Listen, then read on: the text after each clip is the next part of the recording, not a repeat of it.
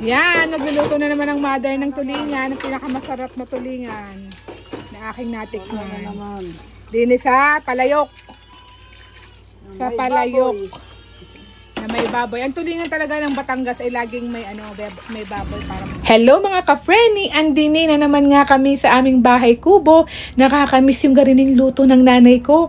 Kaya isa din to sa dahilan kaya super excited akong umuwi ng Pilipinas para matikman ng mga garining luto ni Mother Earth. Lalo na itong sinaing sa tulingan ng Batangas. At ayan, na-share na naman nga niya ang kanyang pinakamasarap na ulam recipe. Kaya tara mga ka-Frenny, gutom na naman ang anak ng inay. Kain tayo!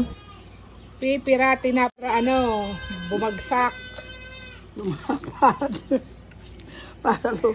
Yan talaga ang tulingan ng Batangas pagluto. Talagang hindi nawawala ang pagpirat ng tulingan.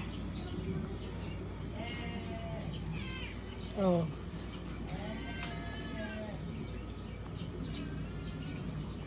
Puntay ang hiwa, kailangan.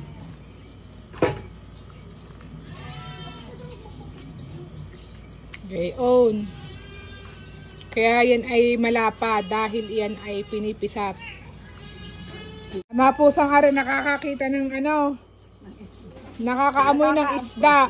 Kaya iyan daming pusa din. Yan ilalagay na ngayon sa palayok. Sa palayok. Makadala kayo ng palayok sa amin. Ay, baka babasag. Ay, oo nga sa bagahe. Ko po. Hindi kakahon. Mabuti kung karga, ikaw ang magbubuhat ng bagahe mo eh. Mabuti kung hingkiri. Yan, rin na. Titimplahan ko na ngayon ng asin muna. Lalagyan na ngayon ng konting patis. Yan. Yun ang pang-asin mo. Kasi nga ayaw ko ng kalamyas na yung Bakit? pinatuyo. Madali, mapanis. Okay, Madali.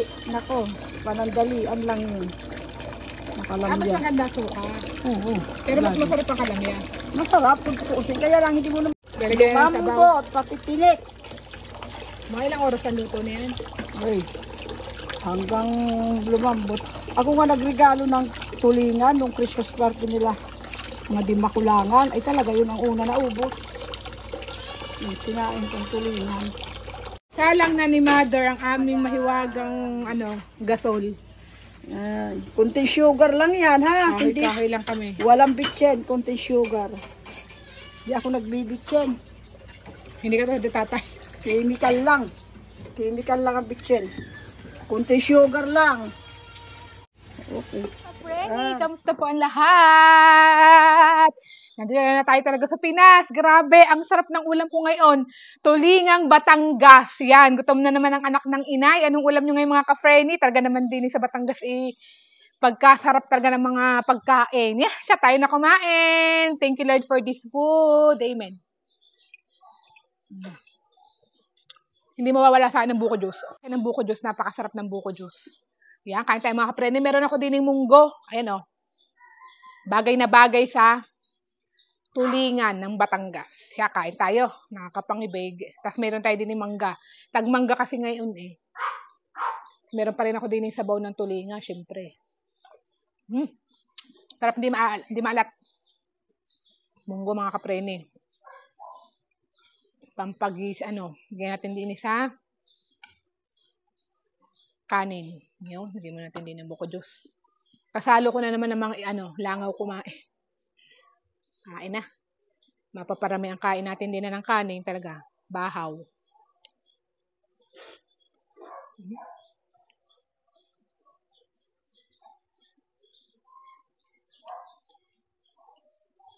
Hop.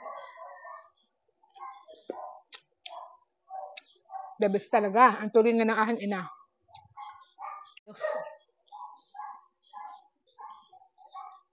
Parang kayang ubusin ang kalderong kanin din.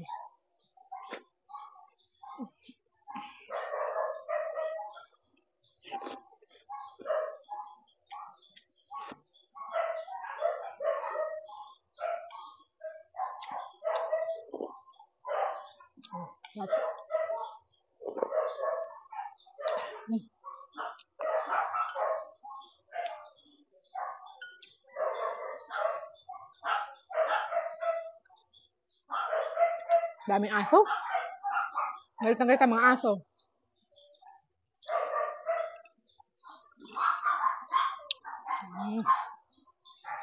Sarap ng buko.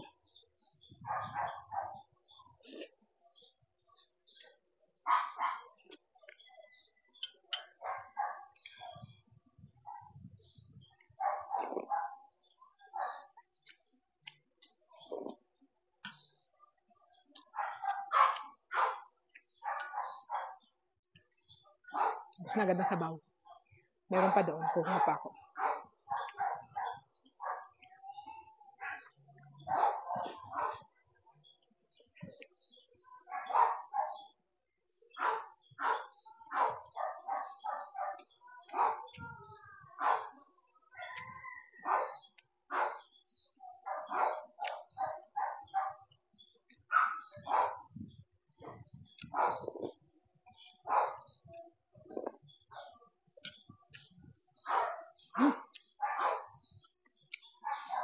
Kukuha muna akong sabaw na rin. Yun. Hindi ka. Panalo na uli.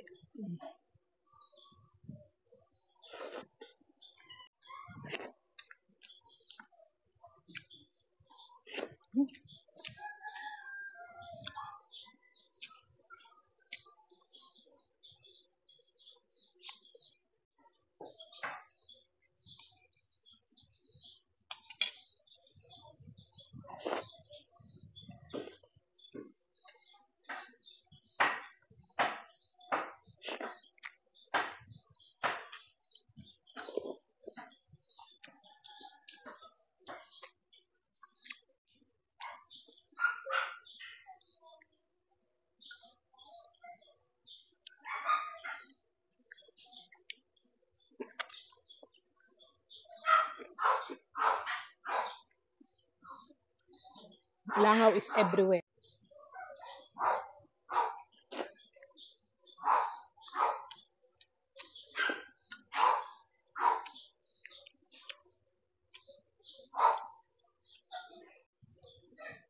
May pusa ako din sa likod. Binibigay ko mga tinik.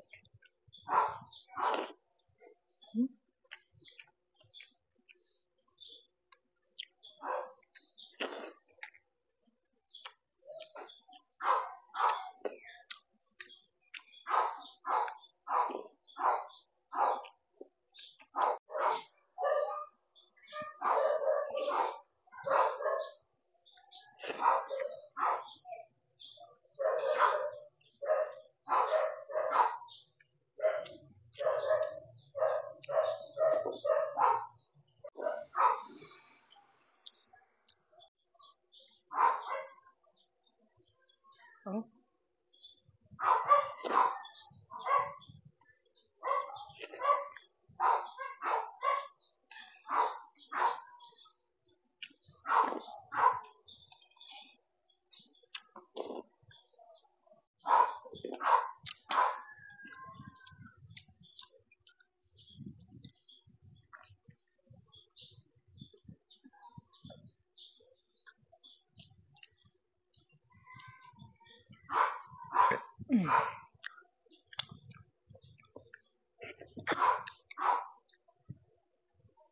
Ang sarap ng isdang are.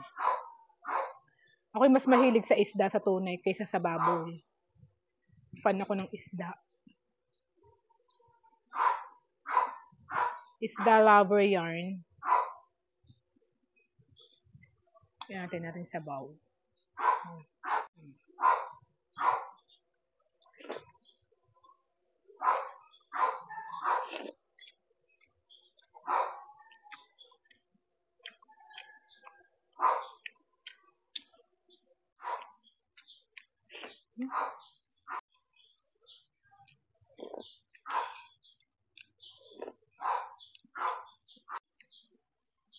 Ang kanin na ay kanin lamig. Kahapon pa ang kanin.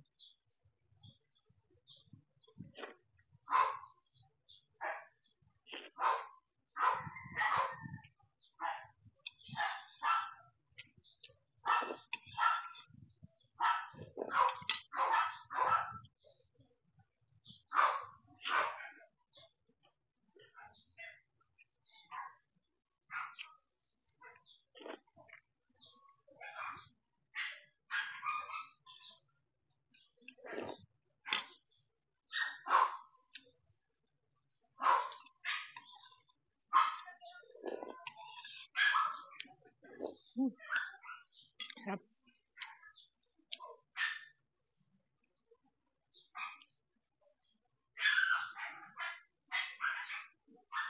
May ibang tira iba, iuulam ko ulit mamayang gabi.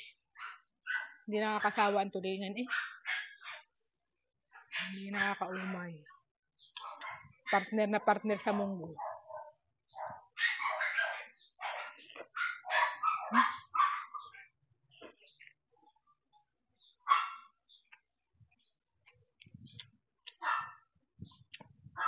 Yan eh, ano, gagataan ko mamaya.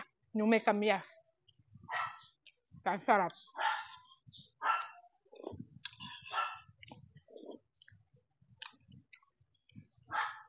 Sinaing na, ginataan pa ang tulingan.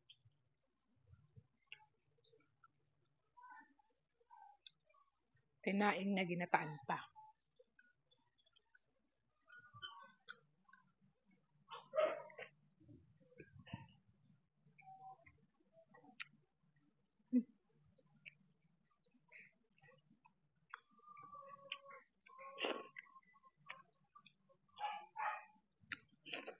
Sarap.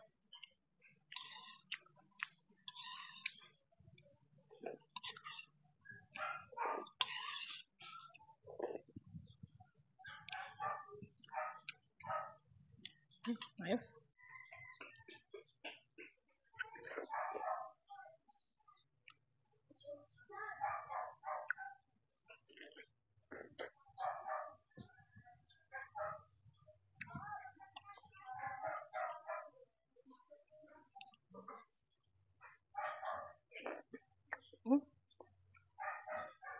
Tamis ng mangga. Palibasa ngayon ni April, tagmangga. Kaya kasarap. Ha?